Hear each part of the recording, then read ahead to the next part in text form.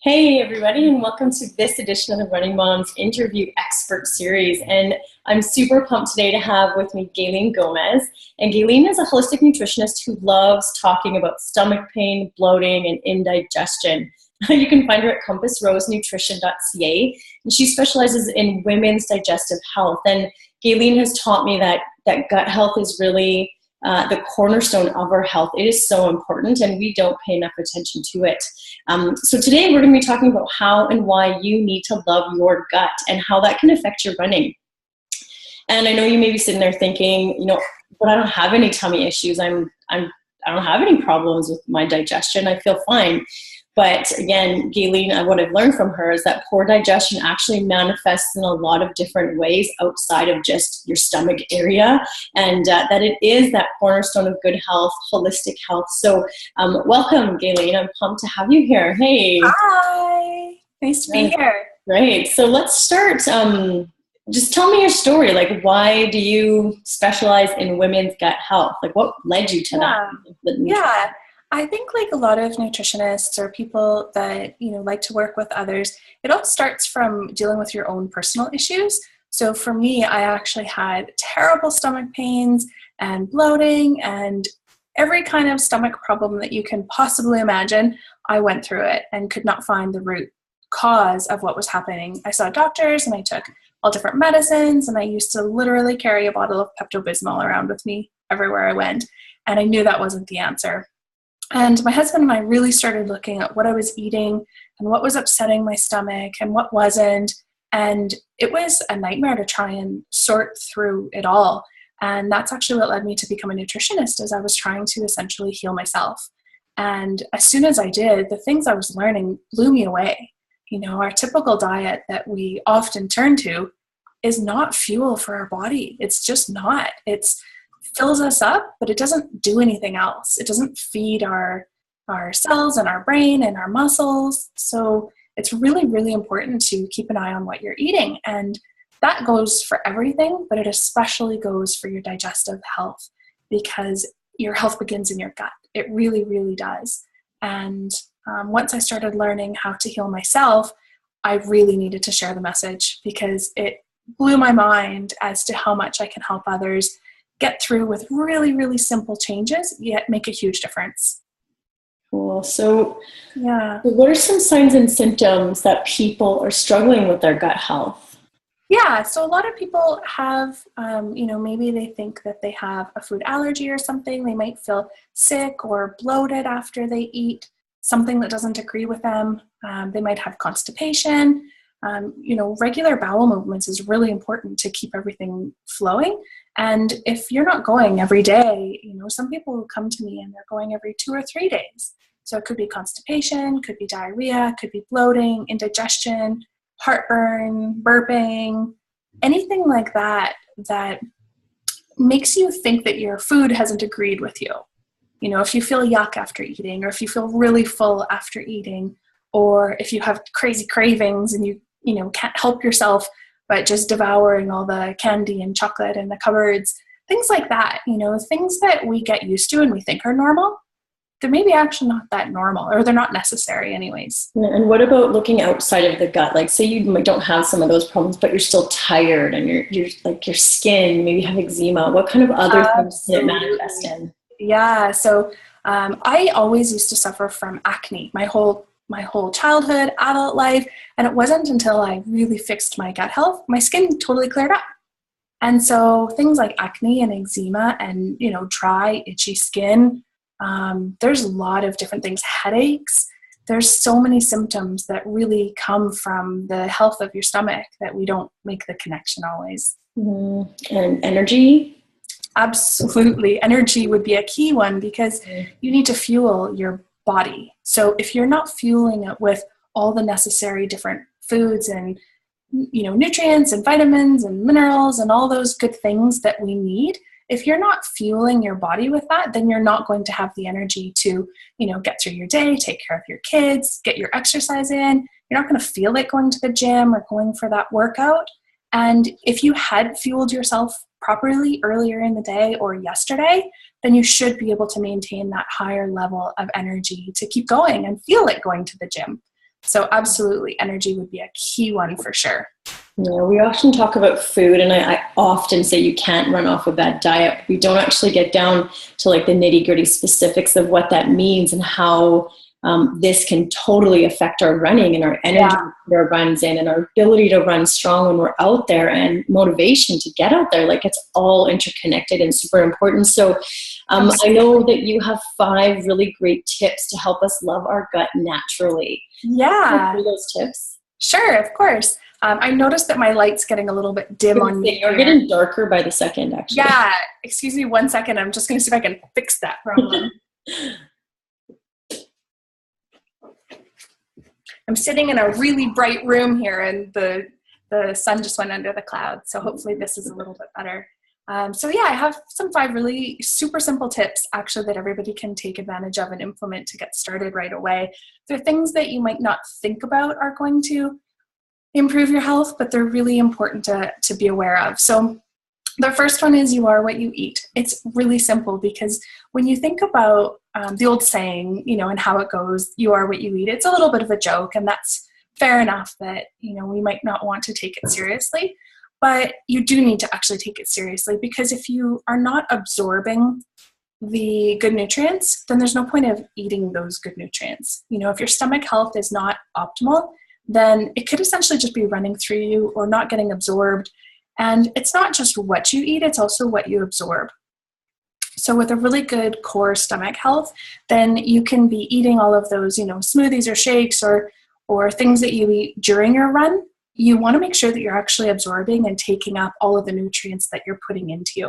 If you had a really good breakfast, you want to make sure that those nutrients that you ate are working to sustain you through your workout. And then the next tip is to eat real food. That's super simple to say, but so hard to do. Everyone gets so busy in their life right now, and fast food drive-thrus are everywhere, and there's kids and busy and work and schedule and short lunch breaks and things like that. But the first tip is to just eliminate processed food as much as you can. Really turn back to what your grandma ate. Think about what your grandma cooked and fed your grandpa or your family or your parents, and go back those couple generations. That was real food. Think about that home cooking where you're using ingredients. You haven't pulled it out of a box, out of the freezer to cook it up. So as much as you can, start working towards including more real food, real ingredients on the stove, cooking it up, take the time, spend it with your family, and eat real food. It's hard to say. It's simple to say, but it's hard to do, and I know that. So I definitely have tons of recipes and meal plans and motivation and tips and support to get people started on that. But if you can take the time, eat real food.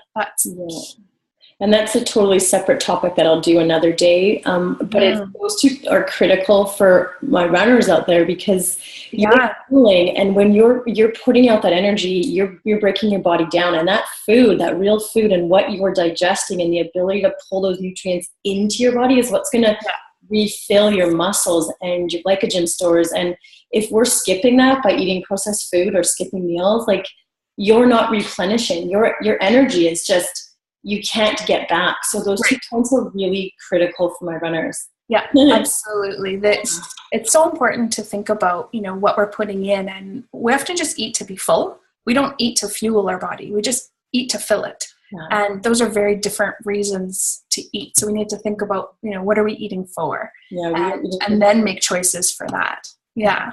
Definitely. All right. Number 3.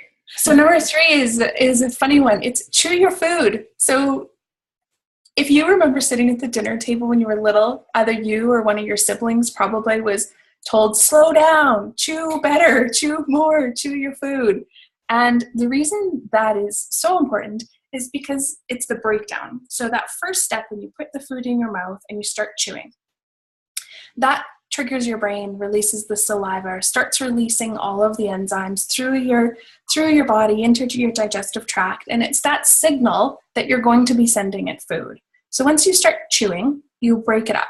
Yeah, you chew and you chew and you chew and you chew, and you break up that pieces down into really simple little absorbable nutrients. So once you have those simple, small, absorbable nutrients in your stomach, they're going to get used a lot better than if you just wolf down your burger. If you just take a big bite, swallow it, it's not getting absorbed properly. It doesn't have the small enough pieces for your body to make use of it. So chew your food, and it's pretty amazing because there's so many studies out there which are saying people are only chewing their food about 5 to 10 times per bite. And if you, on your next meal, just think about it. So take a bite of a sandwich or whatever you're having for lunch today, and chew it 5 times, and then think about, what's in your mouth. Is it big chunks still, or is it actually small liquefied food that you think could actually get absorbed in your stomach? And it actually takes 20 to 30 chews before you're actually getting it down to the small enough size. 20 to 30 seems like a lot. So the next time you eat and you do that 5 to 10 that you probably normally do, take an extra 20 chews and then feel that food in your mouth. And that's actually the form that it should be in. Yeah, it's hard. It's really hard because... I know, especially with your kids around. I know my son probably chews 20, 30, maybe 40 times. Does he? It takes him so long to eat, but I know it when we're busy, but it is such a good tip and it makes so much sense, right? It's easier to digest it when it's small. Yeah, your body's going to use it easier. Yeah. So for people that have the bloating problem or the indigestion problem or those type of I feel full or sick after I eat problems, this is the first thing to start with, is just really start chewing your food better, and it'll make a huge difference. Mm-hmm. Yeah. So tip number 4. Yeah, tip number 4 is a little bit more in depth, and it goes into talking about fermented foods. So fermented foods are foods that have actually been breaking down the food to a more digestible form, which also supports a good bacteria population. So when we talk about bacteria, we're talking about like probiotics and all of that healthy bacteria that our body does have and should have, but it's been overridden by all of the bad, negative bacteria, all the sugars that we put in that ferment, and all of the, alcohol or white bread or things like that are actually creating bad bacteria in our body, is now in this day and age overriding the good bacteria. So if you look back through a lot of different cultures and their typical foods that they eat, depending on your heritage, where you're from, if you look back, you maybe have food families, food in your family like sauerkraut or kimchi or miso or things like that, where you're actually eating those fermented foods. The homemade pickles that grandma makes, all those homemade type cabbage things, they're for a purpose. They're actually really, really good for us, and we need to be including more of them. They're full of enzymes and B vitamins and probiotics and things that we do need more of in our diet. And number 5. Yeah, so number 5. Number 5 is key. Get moving. Move your body. Exercise. Get going. Increase the blood flow. Get the circulation going. Myself included, I sit at a desk for really long hours every day. I know a lot of people do, and oftentimes our exercise is going for that run or going to the gym, or it's purposeful exercise. Maybe don't have an active job where you're moving around for your 8 hours a day, and we're just sitting on our bums typing away. And that's not good for digestion. It's not good for our bodies. It's not good for our brains. It's not good for our health in general. So we need to make a key point of our day to really get out and get moving, whatever it is. If you don't have time for your full 10K run that you were hoping to do, go do something shorter. Still get out there and still make sure that you keep your body moving. It is key for digestion. It's going to stimulate your intestinal activity. It's going to make everything happen and flow and move and go through your digestive system and keep everything going. So after a heavy meal, we have the holidays actually coming up right now. And after you sit down for a big heavy meal, best thing to do afterwards, instead of laying on the couch and, having that turkey coma, is to get out and actually go for a walk. Get that blood flowing and everything moving, and your digestion will be stimulated and a lot healthier if you keep the activity level up. Yeah, and I love that tip because I know as runners, we do our workouts, but the rest of the day we could potentially be sitting at our desks or on the couch doing nothing. And one of my coaching strategies I use is to try to get people more active throughout their days so that you need to be more active throughout your days so you can work on your posture and just the mobility of your joints, but it also helps your digestion. So I love when you tag team those tips. They're perfect. Another reason to get up and try moving. It doesn't have to be a structured hard workout, or don't have to be sitting there doing squats, but just get up and move a little bit. You know, if it's nighttime and you did have a bit of a heavy meal, do some squats when you're brushing your teeth. You know, including little things throughout your day is going to help your body, your blood flow, everything really get going and benefit so many different sides of your health. Your body moves. And I know that working in the hospital as a therapist, a physical therapist as well, like those doctors want those patients all moving because they function, they heal better, their digestive system works better when they move. So it's absolutely of all of that. So awesome. So talk to me about gluten and dairy. Now, so many people are gluten and dairy sensitive, intolerant. There's all the diets around eliminating them. I know I don't talk about eliminating, but I talk about tuning into gluten and dairy. What do you have to say about that? Yeah, so I found personally that my diet definitely included a lot of dairy, a lot of gluten. I ate a lot of bread. I love cheese, but it definitely didn't agree with me. So there are all kinds of diets out there, and there's never going to be one good approach for everybody. It's not always going to be a healthy diet for this person. And for me, a healthy diet is when you start including more good for you foods, and it'll start pushing out the bad for you stuff. So if you start thinking, you know, all gluten and all dairy and all that is bad, you're going to feel really restricted in your eating, and you're going to get frustrated and find that, you know, you're stuck and you can't go to a restaurant or to eat at your friends and things like that. So to me, it's really important to include these 5 tips, you know, include the good things in your diet. It'll slowly push out the bad stuff, and it'll start helping you realize what your body can absorb and what you do feel good after eating. You know, if you don't feel good eating, you know, a bowl of ice cream, it possibly is because it's full of sugar and it's full of dairy, and it could be full of other things that aren't good for you either. So you can just swap it out for another different, healthier dessert. You know, you don't have to cut out dessert, but maybe do frozen coconut yogurt or something like that is not as full of sugar.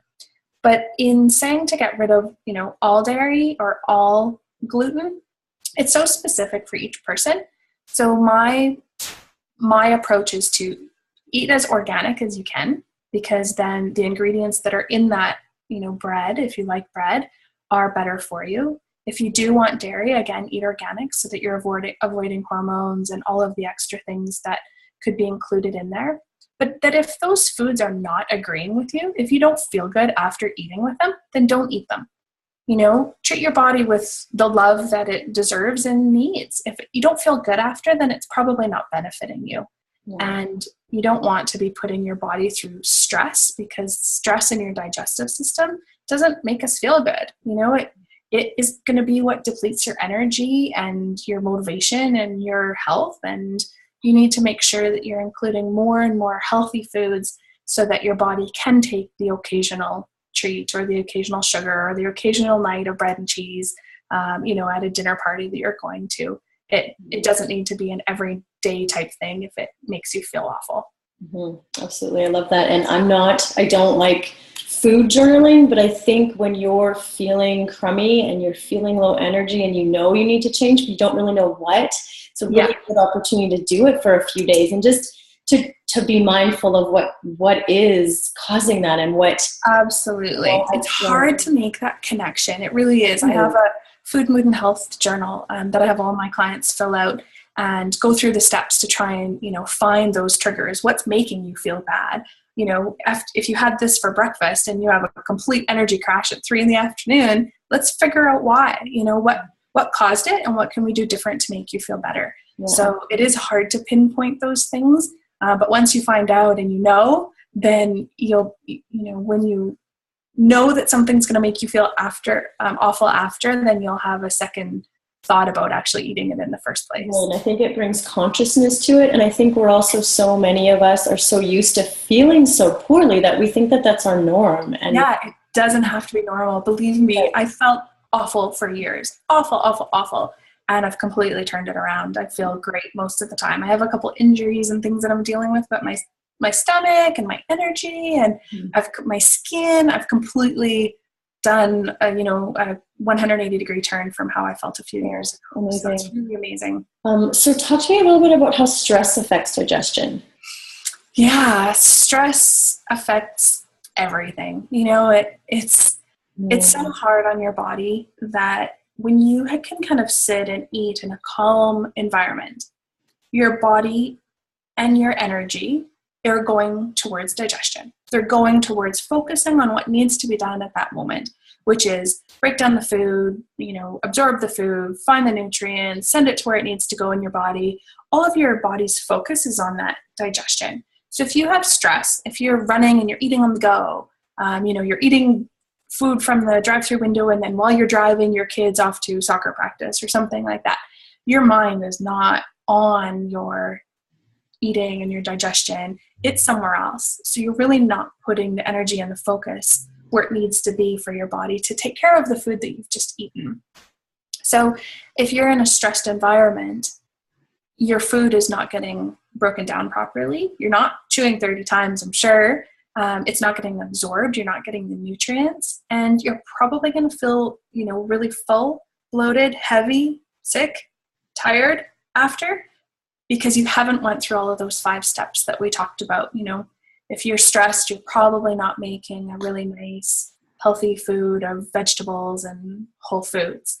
So it's hard to say because everyone is so busy. It's hard to tell people, take that time and reduce stress. Mm-hmm. So do whatever it is that you can do to reduce stress. Take that extra time before kids' soccer practice, or, when you come back from your morning run to prepare breakfast, or whatever it is in your day at work, whatever you can do to reduce the stress around mealtime, you're going to enjoy that mealtime better, and your body's going to make better use of the food that you do eat. Yeah. So, good tips. I think we can all make small changes that can give us massive results, but we need to sort of again, it's all about just being conscious about it. And I too have made these sorts of changes in my life, and they've been super helpful. A couple more questions I have. Sure. Probiotics, lots of supplements out there for probiotics. I'm on a probiotic. What's your take on that? Yeah, probiotic food is definitely important to include, but we mostly don't include it. It's not part of our everyday cuisine anymore to have fermented foods. So if you do, include them, then that's a bonus. But because we're not including them every day enough, then I absolutely recommend that everyone be taking a probiotic supplement. There are a million different kinds, and it's really hard to know and pick and understand. And with my clients, I go through a whole series of questions before we can pick one specific for them and their issues. But regardless, I would still recommend everybody start taking one because even a little bit is going to help more than not taking one at all. So try and include the fermented foods because, of course, always getting it right from the food source is going to be better and more complete and a nice variety. But if you can't, then absolutely be including a probiotic supplement for sure. Great. And how important is our gut health for weight loss? So weight loss, my goodness, it's everything for weight loss. Yeah. So if you are struggling with your gut health, or even if you didn't think that you're struggling with your gut health, but any of these things that we've talked about sound familiar, you eat in a hurry, you feel tired after, or you have poor skin, or you're having, abnormal weight gain, there's all kinds of things that can come into play from, hormones and what you're eating and lack of exercise, but your gut health needs to be corrected and in balance for all those other things to work. So just like you said at the very beginning, you can't run off a bad diet. You can't just eat crap all the time and then get in lots of exercise and think that that's going to balance out and you'll be a healthy weight, because you need both things to be working. So for a healthy diet to be working in your body, you need a healthy gut. You need to be able to, again, said it a few times, but you need to be able to absorb those nutrients. All of that food that you're putting into you, your gut needs to be healthy to make good use of that, so that when you do run, you have the energy you need and you are burning the correct, calories, and, are you burning the sugar off that you ate this morning, or are you actually burning off the excess fat that you are trying to lose the weight from? Stress comes into there, and with all of the different things that can affect our gut health, weight is going to suffer for sure if you don't have a healthy gut. For sure. Yeah. And I know, like, for me, with little kids, I was eating terribly and I was drinking lots of wine and I was skipping meals and I was running a lot. And when I started to wake up and started to put nutritious food in my body at regular intervals throughout the day, I started to get really fit, started to get really lean. I also started to get really hungry. Right. Like, there was a long time when I was eating like that I wasn't hungry. All of a sudden my body was like ramped up, and I think that the best thing to do is just start with one of those tips and go from there. Like, it can feel overwhelming, all of this talk about it, but it really, those 5 tips are so basic. And again, they were you're not what you eat, you're what you digest. So just be conscious of what you're digesting, what you're putting in there. Eat real food, and I love the rule of at least 80% of the time eat real food. Exactly. And like I said, we're approaching the holidays, and I for one want to be able to go over to a friend's house and have a piece of dessert or have a glass of wine, and I want to be able to enjoy all of those things. So in turn, I make all the healthy choices I can the rest of the time, so that I don't feel guilty when I want to make those choices and eat what I want. Yeah, absolutely. And then tip 3 is slow down and chew your food. Yes. Try to get some fermented foods into your body or supplement yourself with a probiotic. Yep. And just move more throughout your day, not just for that 30-minute workout, but through your day. Yep. Anything else that you want to share with us?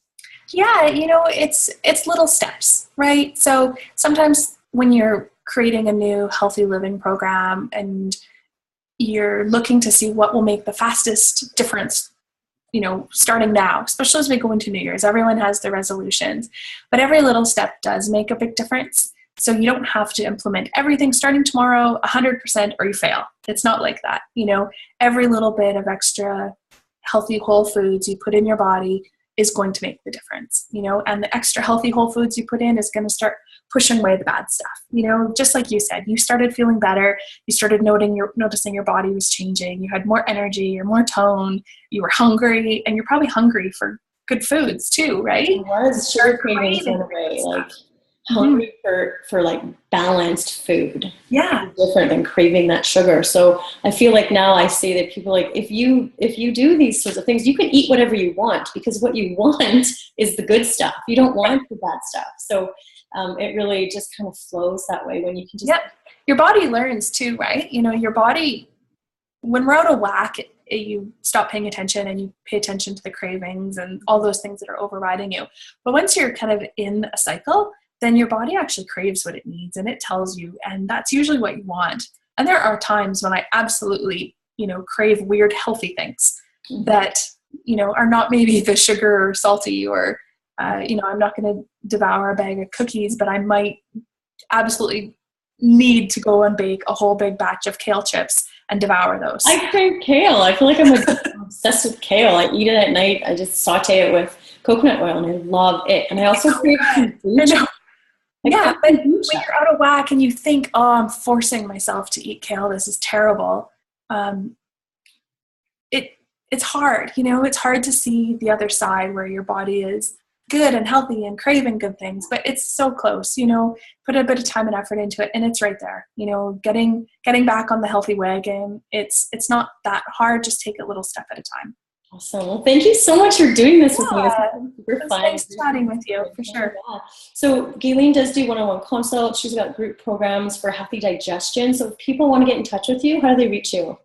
Yeah. So my website is compassrosenutrition.ca. And Carrie can share that for you as well, where she posts this video. My first recommendation would be to actually go on there and head to my free resources section. You can actually go grab the Food, Mood, and Health Journal for free. And that would be my first tip to get started with, because it helps you identify how you're feeling, what you're doing, what's working for you, what's not working for you. And then you can work towards setting goals to do better. But you have to know what you're doing and what works at the moment. You know, sometimes it's eye-opening to fill this out. You don't have to journal for 2 weeks or 3 weeks. You just really start putting this stuff down. I have a simple fill in the form, and it's pretty eye-opening once you get started. So my first recommendation would be to go there, grab the free resource, start filling it out, and then get in touch with me if you have questions after you start with that, for sure. Great. Well, thank you. You're welcome. Take care. Bye.